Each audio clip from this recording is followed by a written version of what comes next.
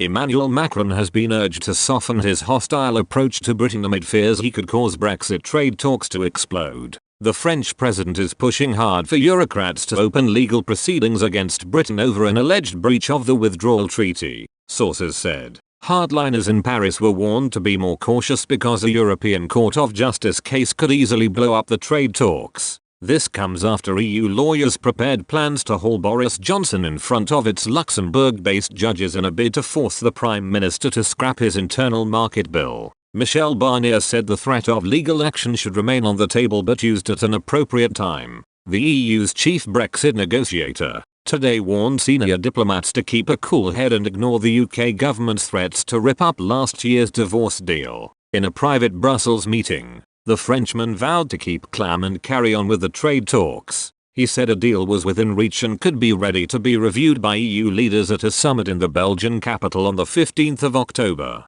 The UK's historic free trade agreement with Japan, provisionally signed last week, has offered the bloc a glimmer of hope. Mr. Barnier said the level playing field provisions agreed with Tokyo by the government were more stringent than those being demanded by Brussels in the post-Brexit talks. But European ambassadors warned the bureaucrat to toughen his public rhetoric to counter recent outbursts by Mr. Johnson. The bloc is furious at accusations it has threatened a food blockade on Northern Ireland as part of the talks. An EU source said, this was seen as a sign of how low the UK was prepared to go. One delegation said the UK government was a master of disseminating fake news and the EU had to be prepared to counter those messages. They added, there was a lot of dismay at UK spin and in particular over the food blockades but also an awareness of how good the British are at picking fights that play well to the public. European leaders expressed the need to remain at the negotiating table even as the chances of a no-deal Brexit increased dramatically.